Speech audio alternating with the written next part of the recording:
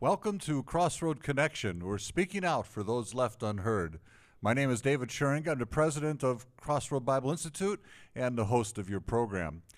Thanks for joining us, and we have a special program for you today because in the studio I have with me Chaplain John Lamsma. Chaplain Lamsma is a restorative justice project manager in the Christian Reformed Church in North America and has spoken with us a number of times on the radio when we had a radio program, and also has done a number of seminars here at Crossroad Bible Institute, and it's good to have you here on the web TV program. Welcome, John. Yeah, thank you. It's good to be here. Well, we're going to be talking about a topic that's close to your heart and that you wanted to bring to our attention, and that is the matter of shame. Now, first of all, I want to tell our viewers who maybe don't know you that you have 25 years of experience 25 years, as a chaplain in the Federal Bureau of Prisons. in the Federal Bureau of Prisons. And so people that that want to know if you have credentials and so forth, you definitely have the credentials to speak about these issues. But now you wanted to talk about shame, because that's a big issue for prisoners and their experience. And well, we're gonna let you do the talking. I mean, as I think about that shame, I remember my parents, when I did something wrong, or a teacher or other authority figure said, "Shame on you, David." Oh, yeah. I got that more than my fair share when I was younger, too. Okay, and of course, their purpose is to make you feel bad for what you did, so that you don't do it again. So shame's a good thing, right? No, not necessarily. Shame, guilt is a good thing, because when you are guilty of something, you can pay whatever the infraction is or the price, and then you can move on with life. Shame, on the other hand, has much more to do not with behavior, but with being. So, Unfold that for us. Okay. Shame is a sense that I am not good enough to do what is required, especially in our context, what God requires. It's one thing to say I don't do what is right in God's eyes, but I have the strength and receive the strength to do what is good and right through God's grace. And if I do wrong, there's a sense of penance and I can move on. Shame, on the other hand, says, I am never good enough. I do not measure up to how God wishes me to live. And furthermore, it seems to me that shame also says that as an individual, I am not worthwhile, but worth less. Now let me just, because we have people going to be watching this from all persuasions and all ends of the spectrum, let me just have a little bit of pushback here.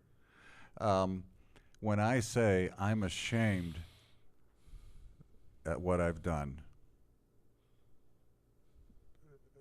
does that mean all that what you just said, or are you changing the terms? No, I'm not changing the terms. Often when someone says I'm ashamed of what I have done, generally speaking, it's a behavior, and it's probably more related to guilt than it is to shame. I'm ashamed of what I have done, so it is my behavior that is incorrect, not my being who I am. And shame, probably the best definition of shame that I have heard is a rejection of the self by the self. Is it then, may I grasp it another word, I am humiliated? Sure, that's part of shame. Okay, Very much. humiliation. Humiliation. What's the other part? Shame is part, and humiliation is an extreme form of shame. Okay, now we're getting somewhere. So shame is on the border of being humiliated. Yes. And being humiliated is not the same as humility. Yeah, of course. So. Okay, so then that brings us to prisoners. Yes. And you're saying that these are not special objects of shame, but these are especially vulnerable to shame. They are more than likely shame-based. Let me give you an example. The whole criminal justice process is handled by experts, and in a sense that needs to be handled by experts to ensure that the rights of the accused are followed and really are held sacred, you know. And I'm not an attorney, so I cannot say that if someone accuses me of something and there is nothing to back it up, to say that, you know, that is not a correct assessment of where things are at. It is the prosecuting attorney who says an inmate has, or a person has violated X, Y, and Z of a particular law. And then the prosecutor uses that portion of the truth to convict. The defense attorney, on the other hand, says, but my client is innocent of this, this, and this, and uses that portion of the truth which will end up in an innocent decision by the judge. And it's all done by experts, whether or not the individual is going to testify, whether or not the individual is going to be able to speak to the victim. All of that is determined by the judge. And so it doesn't take much for a person who has gone through, probably many times through the criminal justice process, to get to the point of saying, from I made a mistake to I am a mistake. And so when they go into prison, prison environment is very dehumanizing. That just gets reinforced then again that they are mistakes as human beings. And so it is much past the behavior, which of course is determined by law, much past the behavior whether wrongdoing is done, to the point of the being of the inmate is viewed by himself or herself as a mistake. If I can, there are some, I have just a wonderful thing called the 9 affects, and we'll go into that just a little bit. There are 9 affects, and 2 of them are positive. One is very neutral, because startle is, you know, it's really just being startled. It doesn't carry any overtones with it. And all the others are negative. And I'm very interested in just one, shame and humiliation. They say, Donald Nathanson and Tompkins, psychologist and a psychiatrist, basically state that anytime the positive affect is interrupted, shame happens. And let me give you just probably the best example of that I saw. One time we had a program in one of the prisons where I worked, and part of the prison was what's called the Marshals Prison. The Marshals took inmates to and from the court in the Detroit area, and then at night brought them back to the prison in Milan. And of course, when they escorted the inmates in and out of the prison, the inmates had handcuffs, you know, belly chain, leg irons, and a chain between the 3. And then once they were safe in the institution, they would take their chains back with them so they could use them again the following day. I had received permission from the warden to allow one person who was an ex-offender to come into this particular program. And we were having a good time, waiting for all the volunteers to come to go back into the institution and do the program. And I heard the marshal's chains. So I looked at him very purposefully to see how he would react to those chains. And as soon as he heard them and saw the marshals carrying 2 hands full of chains, he became white as a sheet. And, you know, just you could almost see him shrinking within himself. He was reliving the experience of being in the chains. And I think even more when I talked with him afterwards, even more he was seeing himself in chains in front of all his friends. See, and the positive. How would you respond to someone who would say, tough? They did bad things, and they should be ashamed. Well, they should be ashamed of perhaps of what they've done, but they should not be ashamed of being human. See, shame. Why not? Because they've acted less than human. That may be, but they're still created in the image of God, and as such, deserve our respect and deserve all the attention that we can give them to continue to care for them. Doesn't this same thing, and I want to get back to talking about prisoners, Okay. but isn't this also happening with parents and children? Very much. My dad talks about, he remembers that his dad would say, you know, jij bent een ongeluk. That's right. You know what that is, right? Yeah. You're a not- mistake. Yeah, that's right. And so, and we've probably all spoken in ways to our kids that we shouldn't have in a moment. So this is a cultural issue. I think it goes more than that. I think it's a human issue. Okay, it's a Regardless part of of the- our of the- sinful human nature to want to regardless of the dehumanize others Yes. and shame them. And experience that. I think that's, you know, when we briefly talked before we came here, that shame happens from you know, if I were to do some theological reflection on the concept of shame. Shame happens when a person reaches beyond himself or herself into areas in which they were not created to be. Let me give you a good example. Often shame is viewed, it's a shame-based thing when someone wishes to control someone else. I know what is best for you is a shame-based response of inadequacy on the part of the person. Because control is not anything that I, as a human being, has been given by God.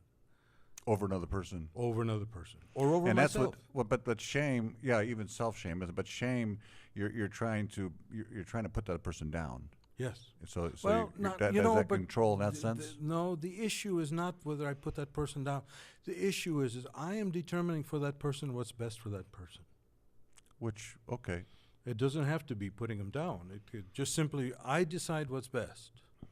You know, and as parents, of course, we do that to our children, but we don't do that to our adult children. You know. We could try. Yeah, it doesn't work. At least it has never with me. But the issue of shame, even when I, you know, want to control myself, if I do behavior A and I do behavior B and I do behavior C, I expect God to come through with behavior D. And God can say, you know, the result of A, B, and C may well be W or Q.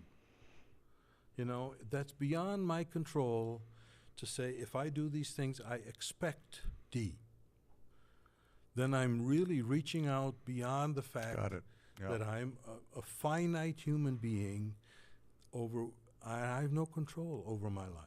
Our time has really gone fast. Mhm. A couple of things I want to quickly get into if you give us a quick answer. Sure. First of all, what long-term effect does shame have on a prisoner with respect to his getting better, his restoration, his rehabilitation?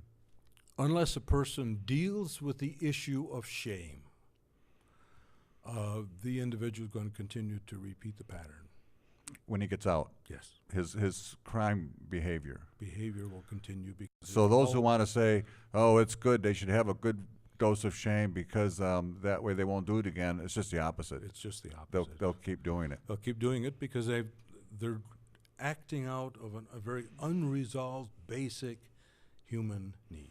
Now, you're not suggesting, you know, kind of coddling prisoners, are you? Saying, oh, you're such a nice guy. No. And, but you know, he committed a crime, he hurt society, so, I mean, you know, come on, man. You know, no matter what they have done, they are still, number one, human beings. They're still created in the image of God. And, you know, part of, it seems to me, the gospel message says, is you count. You are worthwhile as my child. I think that's what God continues to say, and that we as human beings, as children of God, need to continue to affirm to individuals who are incarcerated. We may never get away from that. Well, you know, we so easily, and as we close, just reminding ourselves that we forget about grace, and we think that people need, that's what they respond to. That's what they change, Ultimately, right? yes. You know, I came across the passage the other day of the woman at the well, you know, and Jesus didn't say, you whore. No, right? You know, you've had 7 husbands and living with number 8. You whore. Yeah. No, he said, treated her with respect, and dignity. never made her feel shameful or, humiliated, and gave her living water to drink. And she left for home a changed person. And that's what we need from the church, isn't it? That's what we need. We need to give living water. We need to treat with dignity, respect. One of the questions that we have on our questionnaire for our students when they complete a course, one of the questions on that evaluation of their instructors is, did your instructor always treat you with respect? And dignity. I think it's the most important question on the evaluation, and every time they say yes. So that's breaking down that wall of shame, correct? Yes. The shame to breakdown of shame starts with a sense of unconditional acceptance. No conditions. Grace. No conditions. Pure grace. It doesn't say, I'll accept you as soon as you pay for your, Which is how the Pharisees ran things. Yeah. I accept you as an image bearer of God, period. Yeah. Not And our whole criminal justice system, so much of our system and so much of our incarceration practices just promote that shame, don't they? It's very punitive.